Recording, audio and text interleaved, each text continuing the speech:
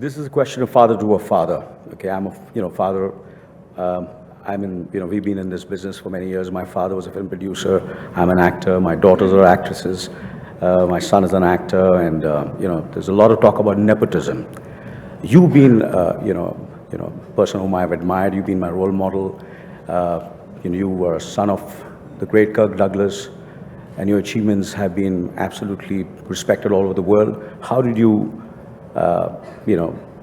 deal with this being a son? Was it a curse or was it a gift with the Douglas name? That's a good question, Anil. I think, well, first of all, I was a late bloomer to becoming an actor. It was not some passion I had. It was probably a rejection to my father, and the fact that he was gone a lot working, so I was not one of those who always wanted to be an actor. I was in the university and I was undeclared. I didn't have a major. This was in the 1960s, and I guess you could call me a hippie. And I was finally in my junior year of college when they said, you have to declare a major. You can't. And so I thought, okay, man, I'll do theater, because my mother's an actress and that. So I started late, and I was not good. My father, I must say, was wonderful. He came to all my college productions, and the first time he saw me, he said, Michael, you were terrible, So I began from there and sort of just worked hard at it and became better, but I was always in the shadow. I'm sure, Anil, you had that earlier in your career. I always felt in the shadow. People would say, oh, that's just like your father. And thank you very much. I appreciate that. But the reality is you're trying to create your own identity. You don't want to be told that you're just similar to your father. So for me, it didn't come like 20 years into my career when I won the Oscar for Wall Street that I finally felt, and why the Oscar probably was more important to me, maybe even than other people, that I felt like I stepped out of the shadow of my father and kind of created my own identity. I think that, and the fact that early on I was able, he had acquired in a book called One Flew Over the Cuckoo's Nest, right, yeah, which he had gone back to Broadway, and it made it into a play. And at the height of his career, it was right after Spartacus, he went back to do this play, and yet he could not get it made into a movie after that. He tried for a while. And then I was out of college and was beginning to work, and I had read this book, and it was fantastic. And I said, listen, he's trying to sell it now. He couldn't get it made, and I said, let me try to get it together, Dad. Just give me a chance. Let me run with it for a little while. And he said, well, what are you going to do? I worked 5-6 years to try to get this movie made. You're going to get this? I said, let me just try.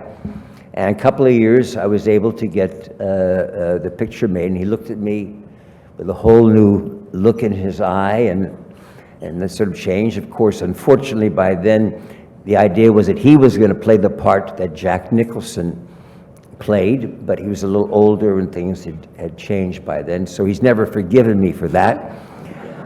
But he did still share, mentions it. Right. He really does. He still mentions it. He still mentions from time it. to time. So you were 32 when you won the first Oscar as a producer, right? You were 32 years old. That was your first Oscar. You were 32. I was 32, 31, who's counting? And One Flew Over the Cuckoo's Nest, that's Great. correct. So what would your advice be to, children who are children of, celebrities and famous fathers? What would your advice be? Be very appreciative and very humble. There's a lot of ways that you can grow up in this world, and my father has a tremendous rags to riches story. My grandfather was from Belarus, and he arrived during the Russian Revolution in 1914 in the States as an immigrant, illiterate, and my father was born in 1916, and he worked his way up hard. His folks did not speak. My grandfather was a junk man. He had a horse and wagon. And so it's a wonderful American story about working your way up. And I think if he's taught us anything, it's tenacity, ethics, and hard work. and humility. Kathy, you, And you I'll add actually his philanthropic world and commitment. I mean, I think that's something that has definitely been instilled in Michael with his philanthropic endeavors and his desire to make the world a better place, a more peaceful place, a safer place. And I think that's been instilled in our children too, which of all the things that, you know, a dynasty, a generation of Douglases, I think that's what I'm so proud of. You know, is that they really are committed to the world and making it a better, peaceful place.